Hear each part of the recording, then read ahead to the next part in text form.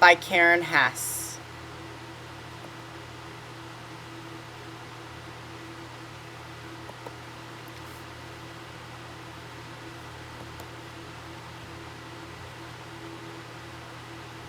Not too much to ask.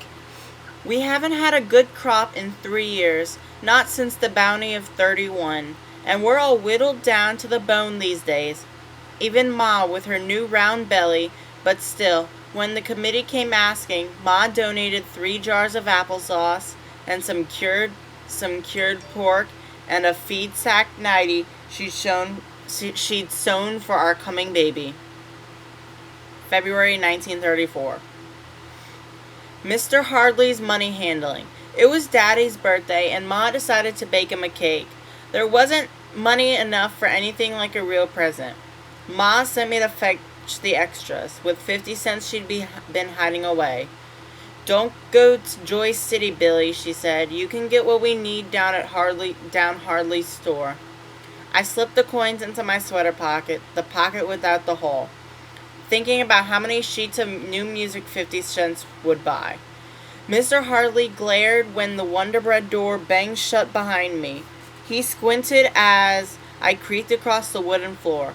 Mr. Hardley was in the habit of charging too much for his stale food, and he made bad change when he thought he could get away with it. I squinted back at him as I gave him Ma's order. Mr. Hardley's been worse than normal since his attic filled with dust and collapsed under the weight. He hired folks for the repairs and argued over every nail and every little minute. The whole place took shoveling for days before he could open again, and some stock was so bad it had to be thrown away. The stove clanked in the corner as Mr. Hardley filled Ma's order. I could smell apples, ground coffee, and peppermint. I snorted through the patterns on the feed bags. Sneezed dust blew my nose. When Mr. Hardley finished stacking my things, I paid the bill, and tucking the list in my pocket along with the change, hurried home so Ma could bake the cake before Daddy came in. But after Ma emptied the stack, setting each packet out on the oilcloth, she counted her change, and I remembered with a sinking feeling that I hadn't kept an eye on Mr. Hardley's money handling, and Mr. Hardley had cheated again. Only this time he cheated himself by giving us 4 cents extra. So while Ma mixed the cake, I walked back to Mr. Hardley's store, back through the dust, back through the Wonder Bread door, and thinking about the secondhand music in a moldy box at the shop in Joy City. Music I could have for 2 cents a sheet. I placed Mr. Hardley's overpayment on the counter and turned to head back home. Mr. Hardley cleared his throat, and I wondered for a moment if he called me back to offer a piece of peppermint or to pick an apple from the crate, but he didn't, and that's okay. Ma would have thrown a fit if I'd taken a gift from him. February 1934. 50 miles south of home, in Amarillo, wind blew plate glass windows in, tore electric signs down, ripped wheat straight out of the ground. February 1934. Rules of dining.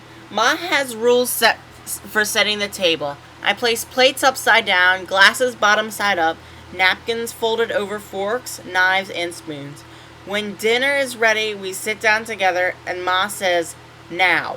We shake out our napkins, spread them on our laps, and flip over our glasses and plates, exposing neat circles, round comments on what life would be without dust.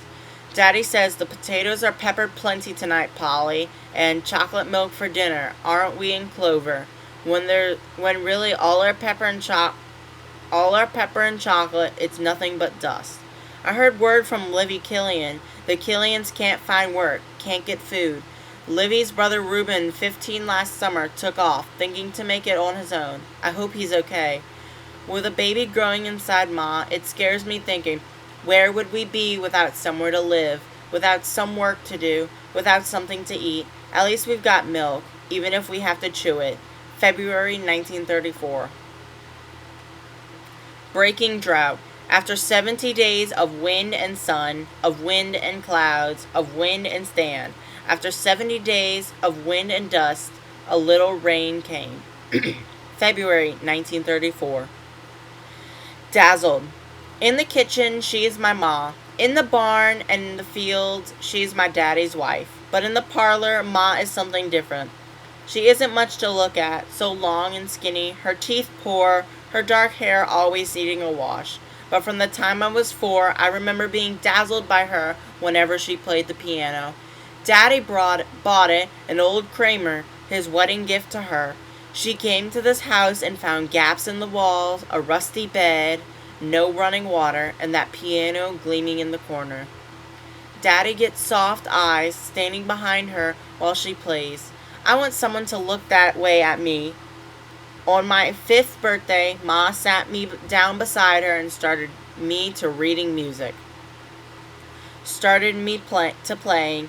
I'm not half so good as Ma. She can pull Daddy into the parlor even after the last milking when he's so beat. He barely knows his own name, and all he wants is a mattress under his bones.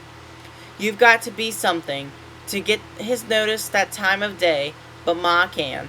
I'm not half so good with my crazy playing as she is with her fine tunes and her fancy finger work.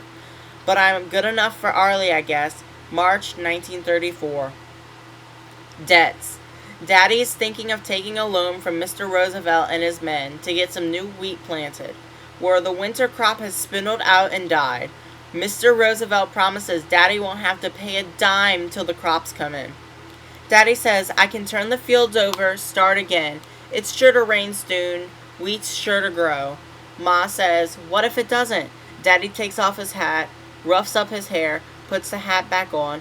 Course it'll rain, he says. Ma says, Bay, it hasn't rained enough to grow wheat in 3 years.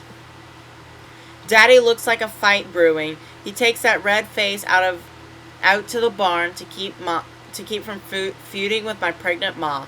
I ask Ma how, after all this time, Daddy still believes in rain. Well, it rains enough, Ma says, now and again, to keep a person hoping. But even if it didn't, your daddy would have to believe. It's coming on spring, and he's a farmer.